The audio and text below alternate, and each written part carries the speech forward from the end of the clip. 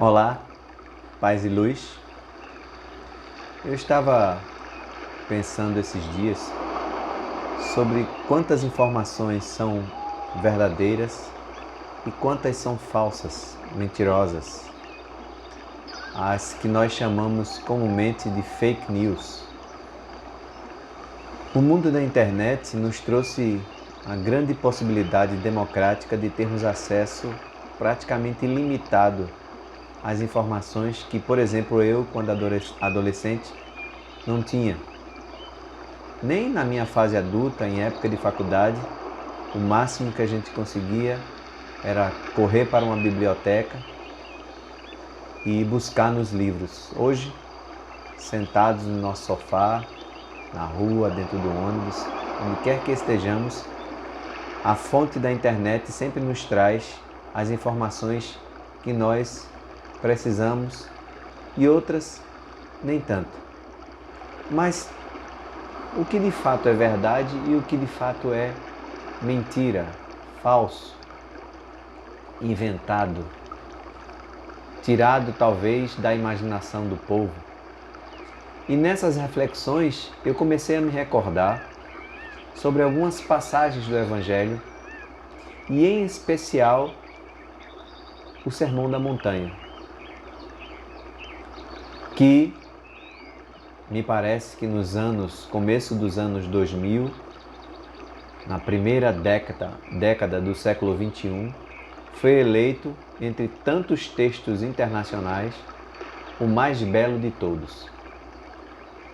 Não há, segundo a própria votação mundial, nenhum outro texto que seja tão belo, tão profundo e tão lírico quanto as Bem-aventuranças. Um conjunto de textos trazidos pelo Sermão da Montanha e, em especial, as Bem-aventuranças. No entanto, pesquisas que foram publicadas ao longo dos últimos anos apontam que, na verdade, por mais assustador que seja, esses textos não são verdadeiros ou, para melhor dizer, não são de origem de Jesus. Não tem Jesus como autor.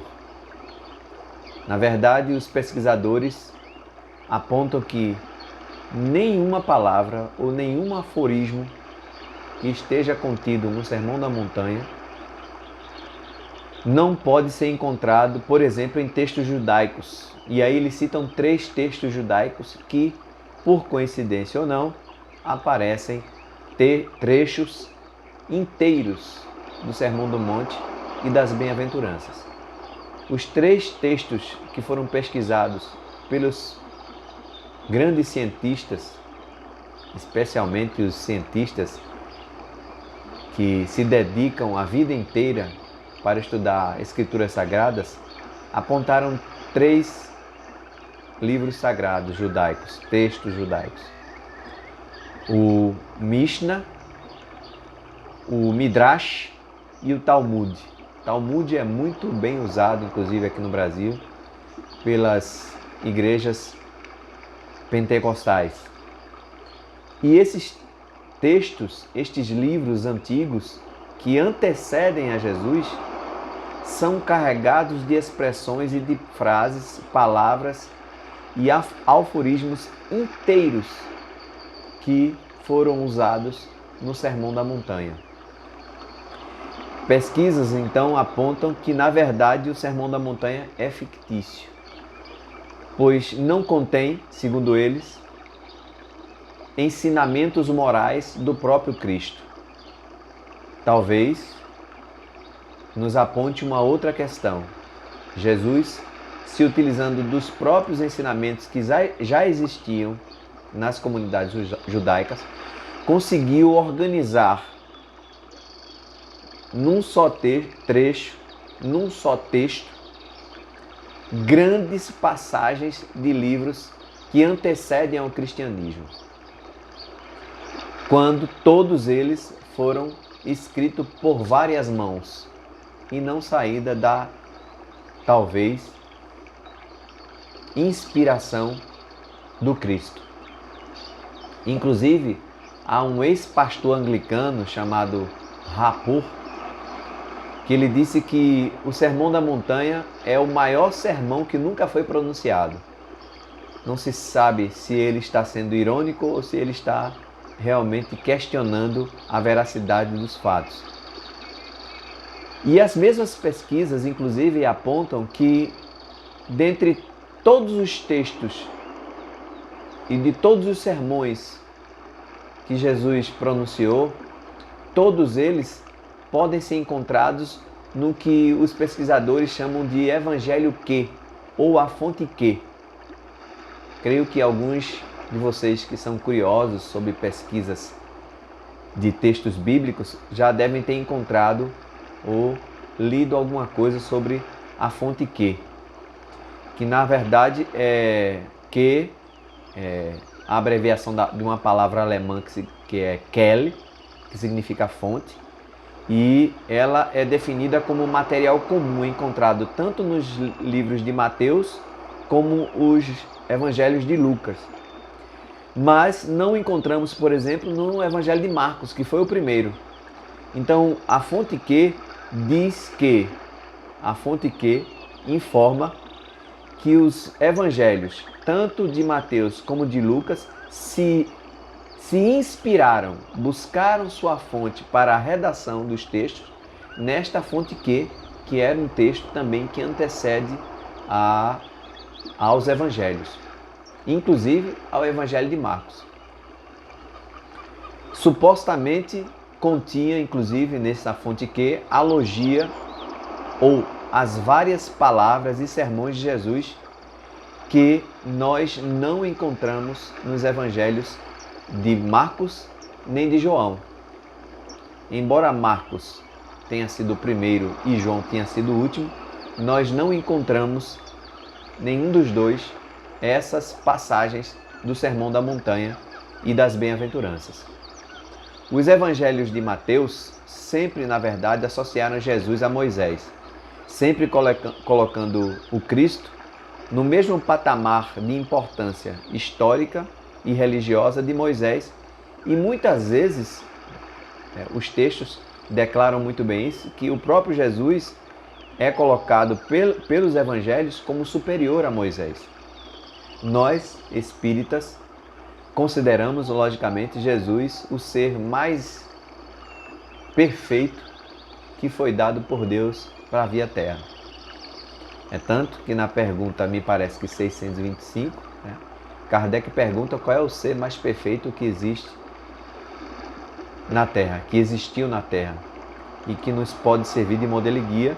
E o Espírito de Verdade é curto, direto e objetivo quando responde Jesus. Então, mas para Mateus, assim como para os outros evangelhos, tanto a fonte que como os evangelhos apócrifos, que nós já inclusive conversamos sobre eles, vocês devem pesquisar aí no canal, que tem um vídeo falando sobre essas questões. Todos eles apontam Jesus, logicamente, com uma importância histórica fundamental, mas no mesmo paralelo, na mesma condição histórica de Moisés. Mateus, por sua vez, ele copiou o seu evangelho a partir dos escritos de Marcos, que foi o primeiro, como eu disse, a ser escrito. E é bom que se diga também que tanto os evangelhos de Marcos, Lucas e Mateus não foram escritos por pessoas. Às vezes, quando a gente diz assim, o evangelho de Marcos, a gente acha que foi Marcos, a pessoa que escreveu. Ou então, o evangelho de Mateus, apontando Mateus como autor do texto, de todo o evangelho, de todo o livro que ali contém. Na verdade, eles foram, provavelmente, segundo pesquisas, organizador de textos de várias mãos. E colocaram, logicamente, o nome dele por ser a pessoa que organizava, que fosse o escriba, que juntasse essas informações, algumas delas de forma oral, e começaram a registrar de forma organizada os textos. Mas que, na verdade, os autores dos livros são vários, assim como a fonte Q, assim como os textos do Sermão da Montanha e das Bem-aventuranças. A gente deixa Mateus e entra em Lucas, que também usa o mesmo texto das Bem-aventuranças, só que de forma resumida e esparsa. Aliás, ele sujeitou o texto à sua própria censura, retirando partes do texto original. Ele leu, provavelmente, a fonte Q e saiu retirando algumas questões que ele não concordava. Observem que os dois evangelhos, embora sejam evangelhos que retratam a vida de Jesus, eles não concordavam com as ideias. Aliás, se vocês pegarem os 4 evangelhos, é uma confusão danada. Mas esses dois nós vamos nos situar apenas em Lucas e Mateus. O Lucas retirou, eu digo de forma bem censurada, textos importantes que estão no Evangelho de Mateus, especialmente na questão do Sermão da Montanha. E vem uma outra questão para nós aqui, não para promovermos a discórdia ou criar polêmicas exacerbadas, mas que nós possamos, especialmente em dias como os de hoje, termos sempre a fé raciocinada, como sugere o primeiro Espiritismo, mas também que nós tenhamos sempre a coragem de correr atrás, de pesquisar, de nos dispor a quebrar algumas verdades que existem dentro de nós e ir atrás de várias fontes. Todas as vezes que eu me deparo com um determinado tema, principalmente histórias biográficas, eu costumo buscar várias fontes. Nunca me limito, embora me utilize às vezes de 90% de uma determinada fonte, mas essa fonte é sempre questionada por outros textos e aí eu particularmente vou montando aquilo que eu acho mais coerente dentro das informações que às vezes não são encontradas. E isso é muito importante, essa prática da leitura é muito importante para a gente acabar inclusive com a fé cega, principalmente dentro dos postulados espíritas, que ainda encontramos muitos. Aliás, repito isso mais uma vez, eu já disse outras vezes. O próprio Divaldo Franco, há muitos anos atrás, vem denunciando que nós temos dentro do movimento muitos espiritólicos, ainda enraigados, de forma logicamente natural, porque os arquétipos estão aí registrados no nosso DNA. A antroposofia explica bem isso, mas que nós precisamos ter coragem de quebrar esses arquétipos, de ir adiante, de tirar de nós o senso orgulhoso da verdade e buscar, de beber em outras fontes. E, no máximo que a gente puder, ter o nosso próprio padrão de entendimento, mas sempre buscando verdadeiras, infinitas possibilidades e fontes que nos possam alimentar a razão e jamais cairmos naquela ideia de fé cega. Eu gosto de contar uma história sempre, quando eu estou fazendo palestras, de uma amiga que morava na cidade de Pomos. Hoje ela mora em Boston, nos Estados Unidos. Ela era professora de inglês, uma amiga muito querida. Ela era do movimento protestante lá de Pomos. Temos um carinho imenso por ela. Infelizmente ou felizmente ela mora muito distante, mas ela me contou uma história muito interessante que eu sempre me recordo quando vou tratar dessas questões de evangelho, de leitura de Bíblia, de interpretação de texto.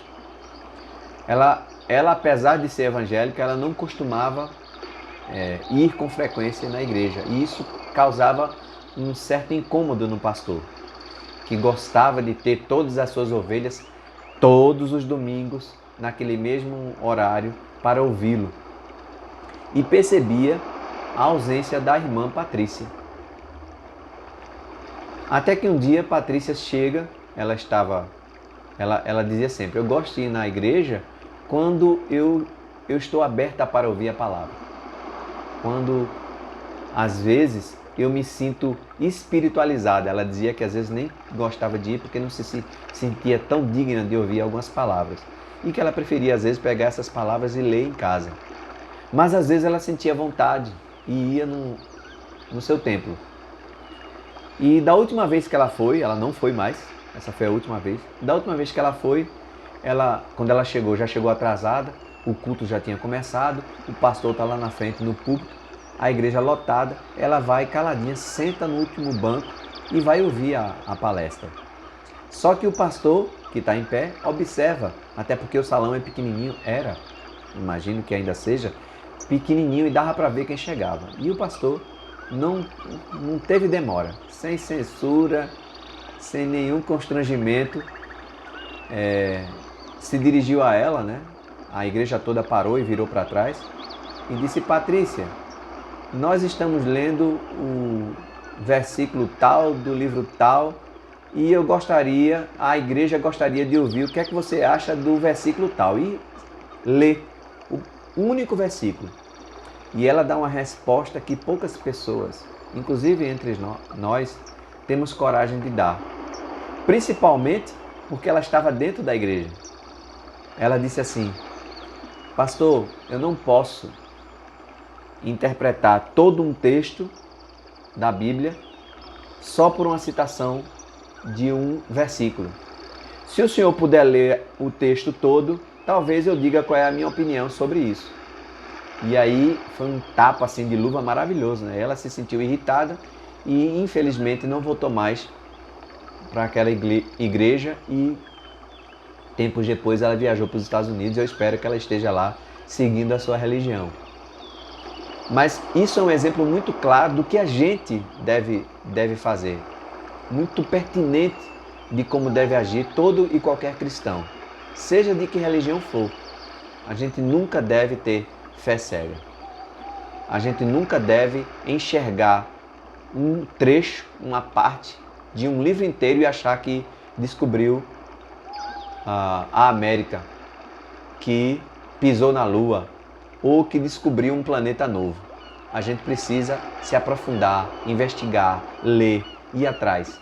E é essa proposta, nestes dias de quarentena, que eu tenho buscado compartilhar com vocês, inclusive através desses vídeos. Provocar vocês, como eu me sinto provocado, a pesquisar sempre e nunca ir atrás de uma única fonte. E ter coragem de dizer: olha, eu acreditava assim ou eu pensava assim, mas hoje eu vou jogar essa roupa fora e vou tentar ver com outros olhos. Sem mágoas, sem polêmicas, sem confusões, mas com equilíbrio, com discernimento, com coragem e sempre buscando a verdade, porque o próprio Evangelho diz, segundo dizem que Jesus disse, que a verdade podia nos libertar. Entre esses dois evangelhos, principalmente sobre a questão do Sermão da Montanha, há uma coisa muito interessante, que talvez vocês não tenham percebido, mas gostaria que vocês inclusive pesquisassem a partir de hoje. No Evangelho de Mateus, ele fala do Sermão da Montanha. Está lá no Mateus 5, versículos de 1 a 12. E ele começa dizendo assim: vendo aquelas multidões, Jesus subiu a montanha. Observe. Vendo aquelas multidões, Jesus subiu a montanha. Em Lucas, o sermão não é o sermão da montanha, é chamado de sermão da planície. E ele começa dizendo assim, aliás, em Lucas 6, mas a história do Sermão da Montanha não está, como eu disse anteriormente, composto num texto seguido, como a gente encontra em Mateus, mas ele está de forma dispersa, espalhada ao longo do Evangelho. Mas ele começa falando sobre o Evangelho da planície. Ora, a gente se pergunta, né? Quando a gente começa a ler o texto de um e o texto de outro, a gente pergunta, bom, Jesus estava numa montanha ou estava numa planície? Mateus diz que ele estava na montanha, daí Sermão da Montanha. Mas Lucas diz que ele estava numa planície, Sermão da Planície. E diz assim, E, descendo com eles, parou num lugar plano. Mateus diz que Jesus subiu a montanha e Lucas diz que ele desceu com os seus discípulos e parou num lugar plano. Bobagem isso? Claro que é uma bobagem, mas é um exemplo de como nós, às vezes, lemos determinados textos, mas não prestamos atenção em pequenas informações que entram em contradição e que apontam, logicamente, para aquilo que a razão nos diz no final. Eles todos se inspiraram em audições. Eles todos prestaram atenção em conversas, em diálogos, em histórias. Jesus não registrou absolutamente nada. E essa é uma pergunta que eu quero fazer a ele um dia quando eu encontrá-lo. Por que o Senhor não escreveu? Para evitar tanta confusão. Mas ele deixou para que nós, logicamente, buscássemos a verdade através dos estudos, das pesquisas, do avançar. Aliás, ele não disse tudo. Inclusive, nos prometeu o Paracleto, o Espírito de Verdade, que ia continuar dizendo aquilo que ele deixou de dizer. Ele, em diversas passagens de sua história, relatadas pelos próprios evangelhos, conta de que muitas vezes não poderia dizer porque aquele povo não estava preparado para ouvir. O pobre do Nicodemos pergunta a ele como é que podia voltar a barriga. E ele responde para ele: você é doutor da lei, deveria saber. É necessário voltar da água e é necessário voltar do Espírito. E ele não entendeu. É necessário nascer de novo. Então muitas foram as passagens que Jesus simplesmente se limitou a falar por parábolas, de metáforas, porque aquele povo logicamente não estava preparado para ouvir aquele que é o maior Espírito já encarnado na Terra. O Espírito de maior envergadura moral que nosso universo conhece. Ele não poderia dizer tudo e deixou que os homens se contradizessem para que a sua verdade, a sua mensagem possa ser, aos poucos, diluída pela aprendizagem dos séculos. Kardec foi muito feliz. Observem que no Evangelho segundo o Espiritismo não existem passagens que não sejam aqueles ensinos morais de Jesus, porque muita coisa Kardec já percebia que se contradizia. Isso é só um exemplo que eu estou dando aqui para vocês, mas que serve só para provocar vocês a irem em busca de mais leitura, de mais pesquisa. Kardec também se preocupou de colocar apenas o ensino moral, porque tudo que se refere à vida de Jesus quando criança, a alguns milagres, algumas predições, né, a sua vida como carpinteiro, filho de outro carpinteiro, tudo isso gerou muita polêmica e muita contradição e Kardec quis ficar longe disso, mas não nos deixa impossibilitados de buscar. São muitos os livros que nascem a partir, muitas pesquisas que nascem a partir dessas lacunas que são deixadas ao longo dos séculos. E aí a gente pergunta, né? E aí? A gente vai acreditar no Sermão da Montanha ou no Sermão da Planície? Aliás, eu começo dizendo que a gente não precisa acreditar nenhum nem outro, porque ele, na verdade, segundo os pesquisadores e a própria ciência, não é um texto originalmente inspirado de Jesus, mas um compêndio, talvez, assim eu entendi a partir da pesquisa, um compêndio de informações que antecedem a Jesus, mas que estava dentro da sua religião. É bom lembrar que Jesus era judeu e ele era um profundo conhecedor das leis, né? Há passagem, inclusive no Evangelho, que conta Jesus adolescente abrindo o livro e falando para os doutores. Ele era um profundo conhecedor. Há passagens, inclusive, de algumas pesquisas recentes que nós tivemos conhecimento e nós vamos em breve compartilhar com vocês, que Jesus fez uma viagem longa. Inclusive chegou no extremo oriente, viajou, conheceu a China, passou pela Babilônia, fez uma grande viagem antes de começar a sua missão durante 3 anos. As suas pregações após a morte de João Batista. Então, há muitas questões que nós precisamos pesquisar, mas sempre com o objetivo de não ficar cego, mas encarar face a face, em qualquer época da humanidade, exercitando a nossa fé desta maneira. E há uma outra passagem que diz que é muito interessante, né? Que no Evangelho de Lucas, ele diz assim: bem-aventurados vós os pobres. Isso é no Sermão da Montanha, né? Nas bem-aventuranças. Bem-aventurados vós os pobres, porque vosso é o reino de Deus. Está lá no texto das bem-aventuranças de Lucas. Observe que ele usou pobres. E aí você fica pensando, né? Mas que pobre ele está se referindo? Porque se for pobre do ponto de vista social, de dinheiro, existem muitos pobres que são orgulhosos,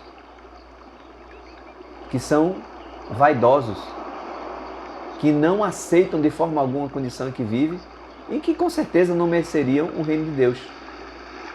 Mas, se a gente pegar e ler lá em Lucas, ele diz assim: bem-aventurados os pobres de espírito. Veja como a questão muda. Pobres de espírito é uma questão moral. As pessoas humildes, as pessoas que de fato, independente da posição social, têm um caráter de humildade.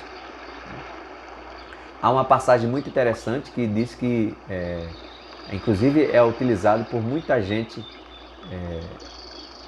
para justificar a miséria e a pobreza que vive, enquanto outros enriquecem da sua miséria a partir da sua pobreza. Que tem aquela passagem da agulha, né? É mais fácil, como é que se diz? É mais fácil um camelo passar pela porta da agulha do que um rico entrar no reino dos céus.